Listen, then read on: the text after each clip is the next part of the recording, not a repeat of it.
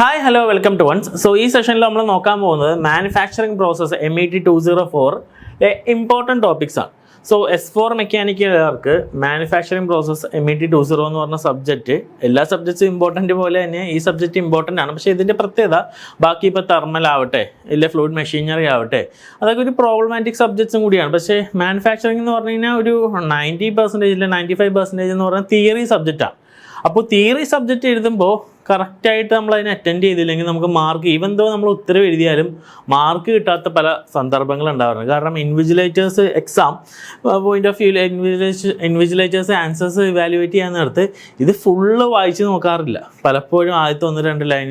figures last throughout from starting to end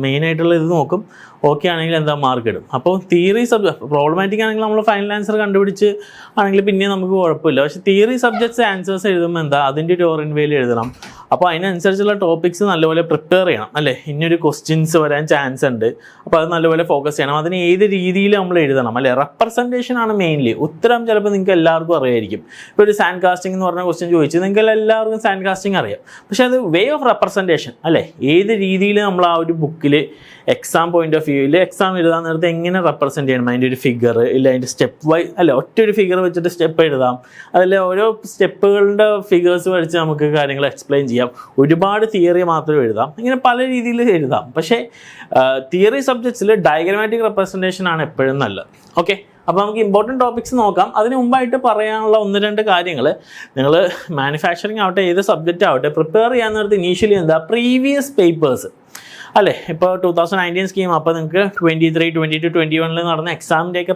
question papers refer ചെയ്യണ എപ്പോഴും നല്ലതാണ് കാരണം ഓൾമോസ്റ്റ് ക്വസ്റ്റ്യൻസൊക്കെ അങ്ങോട്ട് ഇങ്ങോട്ട് മറിച്ചും തിരിച്ചും ചോദിക്കുക അല്ലാണ്ട് പുതിയൊരു ക്വസ്റ്റ്യൻസ് വന്നത് വളരെ കുറവാണ് അപ്പോൾ പ്രീവിയസ് ക്വസ്റ്റ്യൻസ് നോക്കുമ്പോൾ നിങ്ങൾക്ക് മനസ്സിലാവും എങ്ങനെയാണ് ക്വസ്റ്റ്യൻസ് വന്നത് ഏത് രീതിയിലാണ് ആൻസർ ചെയ്യേണ്ടതെന്നുള്ള കേസ് അപ്പോൾ പ്രീവിയസ് ക്വസ്റ്റ്യൻ പേപ്പേഴ്സ് വർക്കൗട്ട് ചെയ്യുക അതേപോലെ ക്വസ്റ്റ്യൻസ് എല്ലാം നല്ലപോലെ വായിക്കുക അല്ലേ പാർട്ട് ബിയിലൊക്കെ നിങ്ങൾക്ക് ഓപ്ഷൻസ് ഉണ്ട് ഇതല്ലെങ്കിൽ അത് ഏതെങ്കിലും ഒരു ക്വസ്റ്റ്യൻ സെലക്ട് ചെയ്യുക അല്ലേ അപ്പോൾ നിങ്ങൾക്ക് ഏറ്റവും കൂടുതൽ മാർക്ക് ഫെച്ച് ചെയ്യാൻ പറ്റുന്ന രീതിയിൽ വേണം നോക്കാനായിട്ട് അതേപോലെ ടൈം മാനേജ്മെൻറ്റ് വളരെ ഇമ്പോർട്ടൻ്റ് ആണ് തിയറി സബ്ജക്റ്റിൽ വാരി വഴിച്ച് ഇങ്ങനെ എഴുതി കഥ പോലെ എഴുതി പോയിട്ട് കാര്യമില്ല നമുക്കൊരു ഇത്ര മാർക്ക് 7 മാർക്കാണോ 3 മാർക്കാണോ അതിന് ആ മാർക്കിനനുസരിച്ച് എഴുതിയാൽ മതി ഓവറായിട്ട് എഴുതിയിട്ടൊന്നും കിട്ടാനില്ല കുറച്ച് എഴുതിയാലാണ് ഒന്നും കിട്ടാണ്ടിരിക്കണം അപ്പോൾ എന്താണോ ആവശ്യം അതിനനുസരിച്ച് വേണം നിങ്ങൾ എഴുതാനായിട്ട് പിന്നെ അതേപോലെ ആൻസർ ഒന്ന് സ്ട്രക്ചർ ചെയ്യുക അല്ലേ നമ്മളൊരു ഇൻവിജിലേറ്റർ പേപ്പർ നോക്കുമ്പോൾ സ്റ്റാർട്ടിങ്ങിൽ തന്നെ അതിനൊരു ക്യാച്ച് ചെയ്യണം അപ്പോൾ ആ രീതിയിൽ എഴുതി തുടങ്ങുക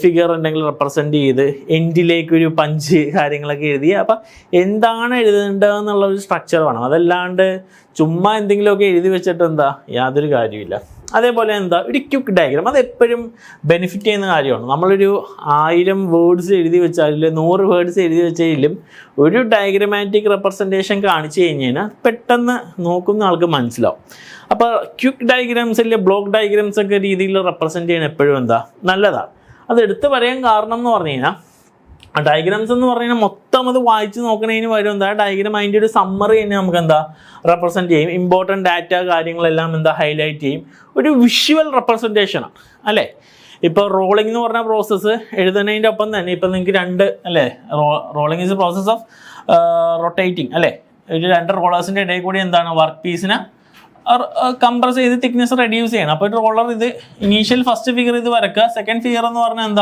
ഒന്നും കൂടി കംപ്രസ്സായി ഫൈനൽ പ്രൊഡക്റ്റിലേക്ക് എത്തി എന്നുള്ള രീതിയിൽ കാണിക്കാം ക്ലിയർ അപ്പോൾ അകത്തേക്ക് കയറി ഫൈനൽ കിട്ടി കുറച്ചുകൂടി ഭംഗിക്ക് വരയ്ക്കുക അപ്പോൾ ഇത് A-B എന്ന് കാണിക്കുമ്പോൾ തന്നെ നിങ്ങൾക്ക് മനസ്സിലാവും കയറി കംപ്രസ്സായി അപ്പോൾ ആ രീതിയിൽ വിഷ്വൽ റെപ്രസെൻറ്റേഷൻ ചെയ്ത് കഴിഞ്ഞാൽ ഒന്നും കൂടി നല്ലതാണ് അപ്പോൾ ഏത് ഡയഗ്രാം ഏത് സന്ദർഭത്തിൽ വരയ്ക്കണം എന്നറിയണം അതേപോലെ കറക്റ്റായിട്ട് അതിനെ ലേബിൾ ചെയ്യണം പിന്നെ വലിയ ബൾക്ക് ഡയഗ്രാംസ് ഒന്നുമല്ല കറക്റ്റ് ആവശ്യമുള്ള രീതിയിലുള്ള ഡയഗ്രാം വരയ്ക്കുക എക്സ്ട്രാ ലൈൻസ് കാര്യങ്ങളൊക്കെ റബ് ഓഫ് ചെയ്യുക ഒരു പ്രോപ്പർ നീറ്റ് റെപ്രസെൻറ്റേഷൻ ആണെങ്കിൽ നിങ്ങൾക്ക് ആ ക്വസ്റ്റിന് 7 മാർക്കിൻ്റെ ക്വസ്റ്റ്യൻ ആണെങ്കിൽ 7 മാർക്കും തരാനായിട്ട് ഇൻവിജിലേറ്ററിന് തോന്നും ഇല്ല ഒരു 6-6.5 മാർക്ക് ഉറപ്പായിട്ട് കിട്ടും സോ ആ രീതിയിൽ വേണം റെപ്രസെൻറ്റ് ചെയ്യാൻ സോ എപ്പോഴും ഡയഗ്രാം റെപ്രസെൻറ്റ് ചെയ്യുക എന്ന് പറഞ്ഞാൽ വളരെ ഇമ്പോർട്ടൻ്റ് ആണ്. ഈ ഒരു കേസ് എന്ന് പറഞ്ഞാൽ ചിലപ്പോൾ നമ്മൾ എക്സാം എഴുതി ഒരു 5 മിനിറ്റ് ഉണ്ടാവുള്ളൂ, ഒരു ക്വസ്റ്റ്യൻ ഇല്ലെങ്കിൽ 2 ക്വസ്റ്റ്യനൊക്കെ എഴുതേണ്ടി വന്നു കഴിഞ്ഞാൽ ചിലപ്പോൾ ടൈം കിട്ടാറില്ല. പക്ഷേ ആ ഒരു ക്വസ്റ്റ്യൻ പോലും ഒരു ഫിഗർ 2 വരച്ച് വെച്ച് കഴിഞ്ഞാൽ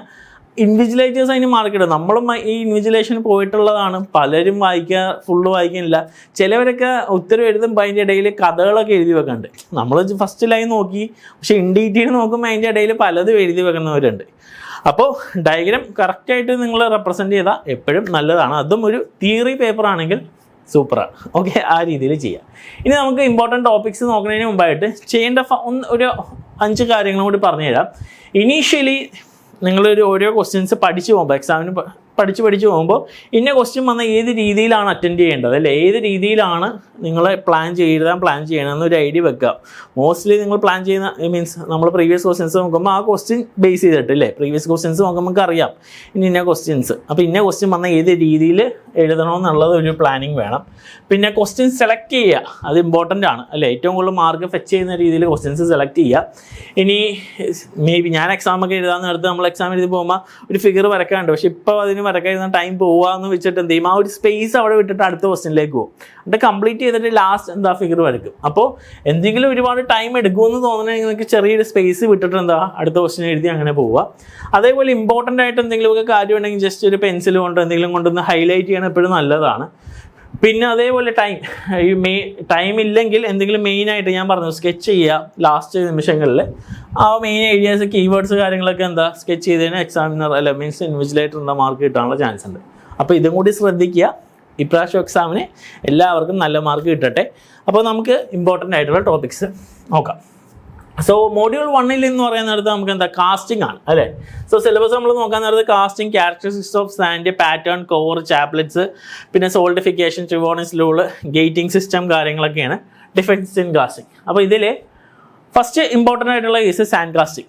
അത് പഠിച്ചിട്ട് പോയാൽ മതി. സാൻഡ് കാസ്റ്റിംഗ് എന്താണ്, അതിൻ്റെ റെപ്രസെൻറ്റേഷൻ ഡയഗ്രാം കാര്യങ്ങൾ ഇമ്പോർട്ടൻ്റ് ആണ്. സാൻഡ് കാസ്റ്റിംഗ് എന്ന് പറയുമ്പോഴേക്കും അതിലെ പാർട്സ് കാര്യങ്ങളും കൂടി പഠിച്ചു പോവുക. അതിനൊപ്പം തന്നെ കാസ്റ്റിംഗ് പഠിക്കുമ്പോൾ തന്നെ അതിൻ്റെ പാർട്സ് ബോറിംഗ് ബേസിൻ ആവട്ടെ, സ്ക്രൂ ആവട്ടെ, റണ്ണർ ആവട്ടെ, ഗേറ്റ് ആവട്ടെ, അതിൻ്റെ കംപ്ലീറ്റ് സിസ്റ്റം പഠിച്ചു കഴിഞ്ഞാൽ അതിൽ നിന്ന് പാർട്ട് എയിൽ മേ ബി ഒരു ക്വസ്റ്റ്യൻ ചോദിക്കാം, പാറ്റേൺ എന്താണ്, ഇല്ല അങ്ങനത്തെയൊക്കെ ക്വസ്റ്റ്യൻ 3 മാർക്കിൻ്റെ ക്വസ്റ്റ്യൻസ് ഇല്ലെങ്കിൽ ഫുൾ ആയിട്ടുള്ള ക്വസ്റ്റ്യൻസ് നിങ്ങൾക്ക് എന്താ എക്സ്പെക്ട് ചെയ്യാം. അതേപോലെ തന്നെ ഉള്ളതാണ് എന്ത് ഡിഫെക്ട്സ് ഓഫ് കാസ്റ്റിംഗ്. അതും ഒരു ഇമ്പോർട്ടൻ്റ് ആണ്. അത് 3 മാർക്കിന് ചോദിക്കാവുന്നതാണ്. ഓരോ പോറോസിറ്റി ആവട്ടെ, ബ്ലോ ഹോൾസ് ആവട്ടെ, മിസ് റൺ, കോൾഡ് ഷോട്ട് എന്ന് പറഞ്ഞ ഡിഫെക്ട്സ് ഉണ്ട്. അത് രണ്ടും എന്താ ഇതിൽ ചോദിക്കാവുന്ന ഒരു ഇമ്പോർട്ടൻറ്റ് ക്വസ്റ്റ്യൻ ആണ് കാസ്റ്റിങ്ങിൻ്റെ കേസിൽ. ക്ലിയർ ആണല്ലോ മോഡൽ 1 കേസ്.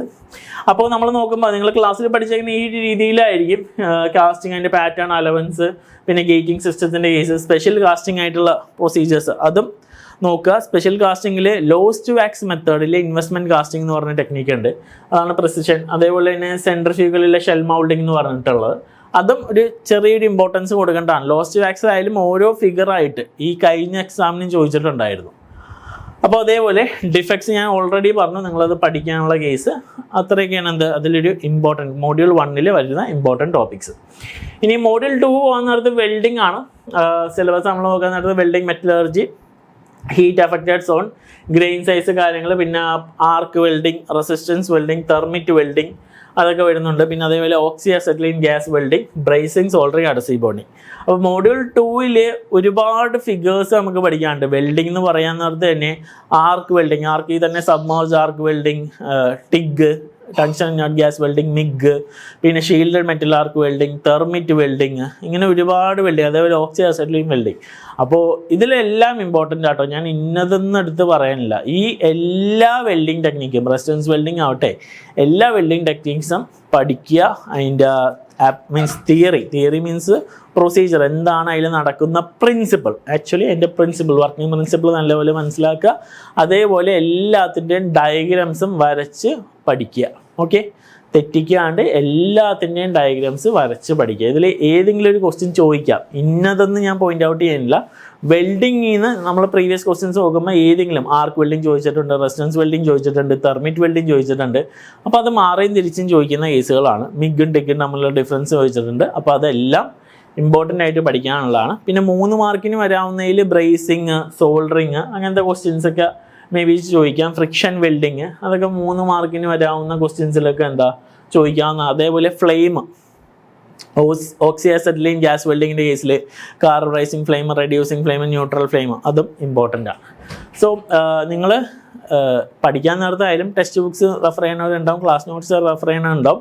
അപ്പോൾ ഡയഗ്രാംസ് ഒക്കെ നമ്മൾ പല ടെസ്റ്റ് നോക്കുമ്പോൾ പല രീതിയിലുള്ള റെപ്രസെൻറ്റേഷൻ ഉണ്ട്. ഇപ്പോൾ കോമൺലി നമ്മളെല്ലാവരും ഒരു ക്ലാസ്സിൽ നിന്ന് പഠിക്കുമ്പോൾ നമ്മളെല്ലാവരും വരയ്ക്കുന്ന ഒരേ റെപ്രസെൻറ്റേഷൻ ഓഫ് ഫിഗർ ആയിരിക്കും. പക്ഷേ നിങ്ങൾക്ക് എന്തെങ്കിലും ഒരു ആഡ് ഓൺ പോയിൻറ്റ്സോ അല്ലെങ്കിൽ ഒരു ആഡ് ഓൺ ഫിഗർ നമ്മളൊരു ടെസ്റ്റ് റെഫർ ചെയ്യുമ്പോഴാണ് കിട്ടുന്നത്. ഇനി ഇപ്പോൾ പോയി റെഫർ ചെയ്ത് ഒരുപാട് സമയം കളയണമെന്നല്ല. ബട്ട് ഇവൻ എന്തോ നിങ്ങൾക്ക് അങ്ങനെ എന്തെങ്കിലുമൊക്കെ ഫിഗേഴ്സോ ക്വിക്ക് ഫിഗേഴ്സോ നിങ്ങൾ റെഫർ ചെയ്യുന്നവരാണെങ്കിൽ കിട്ടിയിട്ടുണ്ടെങ്കിൽ നിങ്ങൾ എന്താ അത് യൂസ് ചെയ്യണതും നല്ലതായിരിക്കും. കാരണം ഒന്ന് അല്ലേ ഒരേപോലത്തെ പേപ്പർ മാർക്ക് ചെയ്ത് വരുമ്പോൾ ഒരു പേപ്പറിൽ ഒരു വ്യത്യസ്തമായ രീതി കാണുമ്പോൾ അതിന് നിങ്ങൾക്ക് കിട്ടാനുള്ള ചാൻസസ് ഉണ്ട്. ഓക്കെ, കിട്ടാനുള്ളതെന്ന് പറഞ്ഞാൽ മാർക്ക് കിട്ടാനുള്ള ചാൻസസ് ഉണ്ട്. ഓക്കെ, ഇനി നമുക്ക് മോഡ്യൂൾ 3 നോക്കുമ്പോൾ റോളിംഗ് ആണ് വരുന്നത്. Rolling principles, types of rolling mill, mechanism of rolling, അതേപോലെ തന്നെ ഡിഫോർമേഷൻ, വോൺ മിസ്കസ് ക്രൈറ്റീരിയ കാര്യങ്ങൾ വരുന്നുണ്ട്, പവർ എനർജി, ഹീറ്റ് ജനറേഷൻ കാര്യങ്ങളൊക്കെയാണ് വരുന്നത്. അപ്പോൾ റോളിംഗ് അതൊരു ഇമ്പോർട്ടൻ്റ് ആയിട്ടുള്ള ടോപ്പിക്കാണ്. റോളിംഗ് എന്താണ്, അതിൻ്റെ ഇപ്പോൾ പ്രിൻസിപ്പിൾ, പല ടൈപ്സ് ഓഫ് റോളിംഗ് മില്ല് അത് ഷുവറായിട്ട് വരാൻ ചാൻസ് ഉണ്ട് ഇപ്രാവശ്യം. അതിൽ 2 high, 3 high, 4 high, continuous rolling mill, planetary rolling mills, ഇങ്ങനെ പല ടൈപ്പ് റോളിംഗ് ഉണ്ട്. അപ്പോൾ അതിൻ്റെ പ്രിൻസിപ്പിൾ കാര്യങ്ങൾ, അതിൻ്റെ ചെറിയ പ്രോബ്ലംസ് ഒക്കെ നിങ്ങൾ ക്ലാസ്സിൽ പഠിച്ചിട്ടുണ്ടാവും, അതും നോക്കി പോകുന്നത് നല്ലതാണ്. അതേപോലെ റോളിങ്ങിൻ്റെ ഡിഫെക്ട്സ്, പിന്നെ ഈ ഒരു ക്രൈറ്റീരിയ വോൺ മിസ്കസ്, ഇതിൽ നിന്ന് ക്വസ്റ്റ്യൻസ് കഴിഞ്ഞ പ്രാവശ്യം വന്നിട്ടുണ്ട്. ഈൽഡ് ക്രൈറ്റീരിയ ഓഫ് ഡിസ്കസ്, അതിൻ്റെ ചെറിയൊരു ഡെറിവേഷൻസ് കാര്യങ്ങളും കൂടി ഉണ്ട്, അതും നോക്കുന്നത് നല്ലതാണ്. സോ അതാണ് റോളിങ്ങിൻ്റെ കേസിൽ. അപ്പോൾ പല ടൈപ്പ് റോളിംഗ് മിൽസ് കാര്യങ്ങളെല്ലാം നോക്കി മനസ്സിലാക്കി കറക്റ്റായിട്ട് വരച്ച് ഫിഗേഴ്സ് ഉണ്ട്, അതിൽ ഡയഗ്രാംസ് നല്ലപോലെ പ്രിപ്പയർ ചെയ്യാം. ഓക്കെ, പിന്നെ മോഡ്യൂൾ 4 തന്നെയാണ് എന്ത് ഫോർജിങ്, പല ടൈപ്പ് ഫോർജിങ് ഡിഫെക്ട്സ്, എക്സ്ട്രൂഷൻ വരുന്നുണ്ട്, പിന്നെ ഡ്രോയിങ് വരുന്നുണ്ട്. അപ്പോൾ ഈ ഒരു ടോപ്പിക്ക് നോക്കാൻ നേരത്ത് forging, types of forging, open type forging, close type forging, അതിൻ്റെ ഫിഗേഴ്സ് കാര്യങ്ങൾ, അതേപോലെ എക്സ്ട്രൂഷൻ ഒരു ഇമ്പോർട്ടൻറ്റ് ടോപ്പിക്കാണ്. എക്സ്ട്രൂഷൻ പല ടൈപ്പ് എക്സ്ട്രൂഷൻ ഉണ്ട്, ഫോർവേഡ്, ബാക്ക്വേഡ്, അതിൻ്റെ figure, cold extrusion, impact extrusion, അതൊക്കെ ഞാൻ പറഞ്ഞു ഇതിലെല്ലാത്തിലും ഡയഗ്രാംസ് ഉണ്ട്. അപ്പോൾ ഡയഗ്രാം വരച്ച് പഠിക്കുക, അതിൻ്റെ പ്രിൻസിപ്പിൾ കാര്യങ്ങൾ മനസ്സിലാക്കുക, പിന്നെ ഡിഫെക്ട്സിൻ്റെ കേസുകളെല്ലാം നോക്കുക. അതേപോലെ ഡ്രോയിങ് ആയാലും വയർ ഡ്രോയിങ്ങിൽ ഡീപ്പ് ഡ്രോയിങ്, അതിൽ തന്നെ മൂവിങ് മാൻഡറിൽ അതിൻ്റെ കേസുകളൊക്കെ വരുന്നുണ്ട്. അതും ലാസ്റ്റ് ഇയേഴ്സിൽ ചോദിച്ചിട്ടുള്ളതാണ്. അപ്പോൾ അതൊക്കെ ചോദിക്കാൻ ചാൻസ് ഉള്ള ക്വസ്റ്റ്യൻസാണ്. Okay, and finally module 5 locating clamping methods, പിന്നെ principle of clamping, sheet metal operation, types of die construction, fundamental of die cutting operation. അപ്പോൾ ഇതിൽ നമ്മൾ നോക്കാൻ നേരത്ത് കപ്പ് ഡ്രോയിങ് ഇല്ലേ, ഡീപ്പ് ഡ്രോയിങ് എന്നൊക്കെ പറഞ്ഞാൽ അത് ഇമ്പോർട്ടൻ്റ് ആണ്, അത് ചോദിക്കാൻ ചാൻസ് ഉണ്ട്. പിന്നെ പിൻസ്, ബട്ടൺ ടൈപ്പ് കാര്യങ്ങളെല്ലാം, ലൊക്കേറ്റിംഗ് പിൻസ് വന്നിട്ടുണ്ട്. പിന്നെ ഡിഗ്രി ഓഫ് ഫ്രീഡം ബേസ് ചെയ്തുള്ള ക്വസ്റ്റ്യൻ കഴിഞ്ഞ പ്രാവശ്യം വന്നിട്ടുള്ളതാണ്. പിൻ ആൻഡ് ബട്ടൺ ലൊക്കേറ്റേഴ്സ് കഴിഞ്ഞ പ്രാവശ്യം വന്നിട്ടുള്ളതാണ്. So press tool operations, shearing, mechanism of shearing, heat എങ്ങനെയാണ് ട്രാൻസ്ഫർ ചെയ്യണത്, ഷിയറിംഗ് ആക്ഷൻ കാര്യങ്ങൾ അതും ചോദിച്ചിട്ടുള്ളതാണ്. ലാസ്റ്റ് ഇയർ അതിന് മുമ്പ് ചോദിച്ചിട്ടുണ്ട്. പിന്നെ കോയിനിങ്ങും എംബോസിങ്ങും എന്താണ്, അതിൻ്റെ ഒരു ഫിഗറും പഠിച്ചു വെക്കുക കേട്ടോ, ഡയഗ്രാംസും അതിൻ്റെ പഠിച്ചു വെക്കുക. So fundamental of die cutting operations.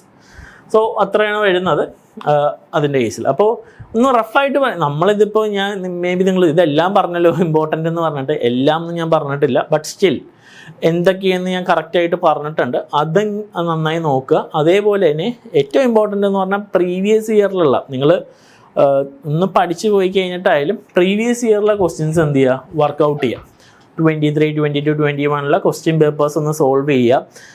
അതിൻ്റെ ആൻസേഴ്സ് അത് പക്കയായിട്ടൊന്ന് പ്ലാൻ ചെയ്ത് പഠിച്ചു വെക്കുക. കാരണം അതിലെ ക്വസ്റ്റ്യൻസ് വരാനുള്ള ചാൻസസ് ഉണ്ട്. അത് അങ്ങനെ തന്നെ ചോദിക്കുമെന്നല്ല, ബട്ട് തിരിച്ചോ മറിച്ചോ ചോദിക്കാം. ഓക്കെ, സോ പ്രീവിയസ് ക്വസ്റ്റ്യൻസ് വേണമെങ്കിൽ നമുക്ക് വൺസ് അതിൻ്റെ കോഴ്സ് കാര്യങ്ങൾ പ്രൊവൈഡ് ചെയ്യുന്നുണ്ട്. നമ്മുടെ യൂട്യൂബ് ചാനലിൽ നിങ്ങൾക്ക് ചെറിയ വീഡിയോസ് മേ ബി ഒരു മോഡ്യൂളൊക്കെ കിട്ടിയിട്ടുണ്ടാവും. പക്ഷേ ഇത് ഫുൾ പാക്കേജ് ആയിട്ട് 23, 22, 21 ഫുൾ ക്വസ്റ്റ്യൻ പേപ്പേഴ്സ് കാര്യങ്ങൾ വേണമെങ്കിൽ ഡിസ്ക്രിപ്ഷനിലുള്ള ലിങ്കിൽ ക്ലിക്ക് ചെയ്ത് രജിസ്റ്റർ ചെയ്ത് നിങ്ങൾക്ക് ആ കോഴ്സ് പർച്ചേസ് ചെയ്യാവുന്നതാണ്.